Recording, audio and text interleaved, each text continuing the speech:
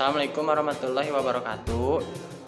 Nama saya Taufik Solehudin, NIM 2211181089 dari jurusan Teknik Elektro TTI. Di sini saya akan menjelaskan tentang PAM, yaitu Pulse Amplitude Modulation. Pertama-tama, konsep dasar PAM adalah mengubah amplitudo pembawa yang berupa deretan pulsa atau diskrit mengikuti bentuk amplitudo dari sinyal informasi yang akan dikirimkan. Sinyal informasi yang dikirimkan tidak seluruhnya, tapi hanya sampelnya saja atau sampling sinyal. Pada PAM, amplitudo pulsa-pulsa pembawa dimodulasi oleh sinyal pemodulasi. Amplitudo pulsa-pulsa pembawa menjadi sebanding dengan amplitudo sinyal pemodulasi. Semakin besar amplitudo sinyal pemodulasi, maka semakin besar pula amplitudo sinyal pembawanya. Berikut adalah gambar sinyal termodulasi PAM seperti gambar di samping. Pembentukan sinyal termodulasi PAM dapat dilakukan dengan melakukan pencuplikan atau sampling, yaitu mengalihkan sinyal pencuplikan dengan sinyal informasi.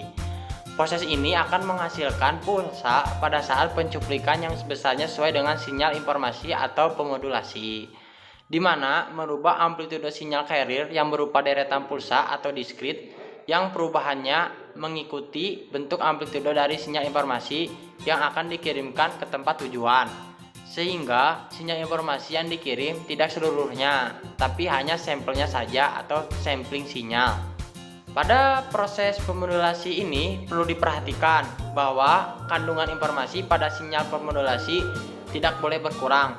Hal ini dapat dilakukan dengan persyaratan bahwa pencuplikan harus dilakukan dengan frekuensi minimal 2 kali frekuensi maksimum sinyal pemodulasi, atau sering disebut dengan syarat Nyquist, yang berbunyi frekuensi pencacah harus minimal 2 kali frekuensi tertinggi atau bukan bandwidth yang dikandung oleh sinyal asli.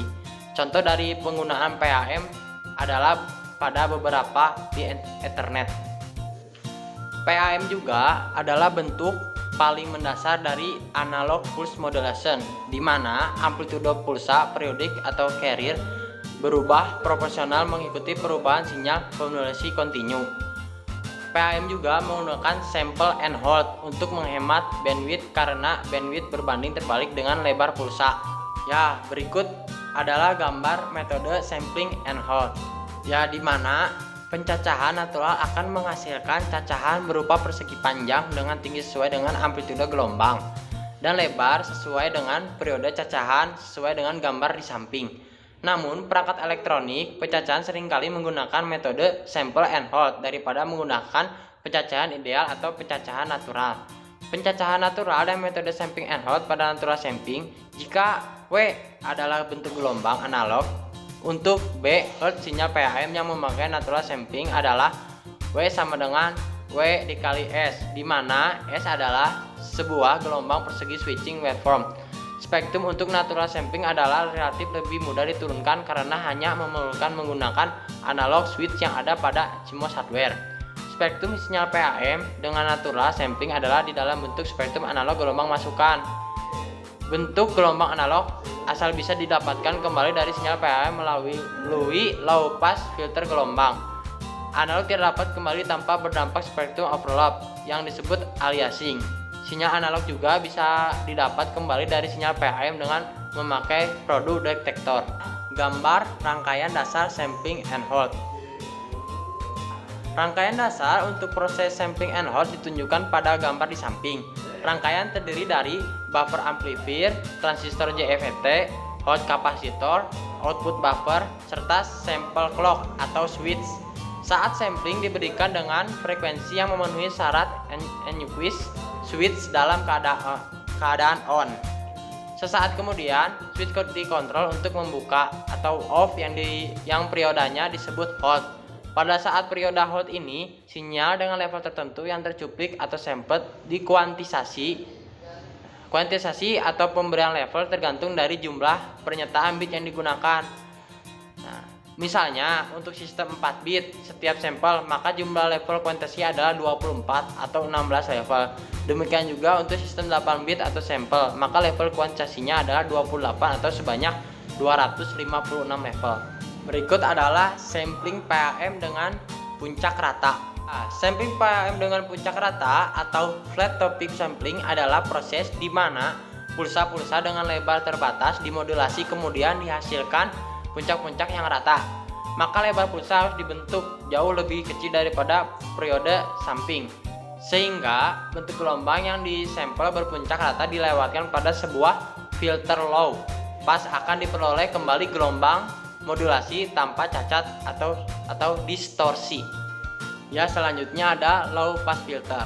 Dalam sistem PAM, sinyal informasi yang akan dikirimkan ialah pengolahan data di pengirim yang akan diproses dalam modulasi demodulasi sehingga data yang dikirimkan dapat sampai ke penerima. Dengan demikian, untuk mengirimkan sinyal informasi yang mempunyai frekuensi 3400 Hz dibutuhkan sebuah low pass filter aktif. Low pass filter aktif adalah sebuah rangkaian yang tegangannya keluarannya tetap dari DC naik sampai ke suatu frekuensi cut off.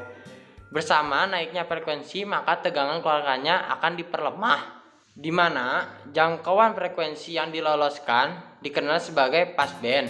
Jangkauan frekuensi yang diperlemah disebut sebagai stopband. Kemiringan yang terjadi pada suatu low pass filter terjadi karena meningkatnya frekuensi terhadap Fc. Namun karena filter biasanya tidak efisien, maka pada kurva tanggapannya cenderung terjadi peluruhan atau pelonjakan diikuti peluruhan kembali atau kemiringan min 20 dB. Berarti bahwa bila frekuensi meningkat 10 kali, tegangan keluaran akan berkurang 20 dB. Filter yang baik ialah semakin besar atau rugi, maka akan semakin terjal kemiringannya, sebab nilainya mencerminkan batas penyumbangan filter yang lebih tajam. Pada gambar di samping merupakan kurva T, anggapan frekuensi dan rangkaian dasar low pass filter menggunakan Oplet amplifier. Konfigurasi rangkaian adalah sebuah pengikut tegangan, resistor atau R dan kapasitor atau C. Pada masukan tidak membalik membentuk pembagi tegangan. Bila frekuensi Vin di bawah Fc, Xc kapasitor C besar sehingga Vin jatuh ke C. Bila diberikan Vin yang besar, Vout juga besar. Penguatan akan semakin maksimum pada frekuensi yang lebih rendah. Bila frekuensi Vin melampaui Fc, Xc kapasitor rendah sehingga sebagian besar Vin jatuh ke R. Akibatnya, kapasitor C melewatkan Vin ke ground. Dengan Vin yang kecil, Vout juga kecil.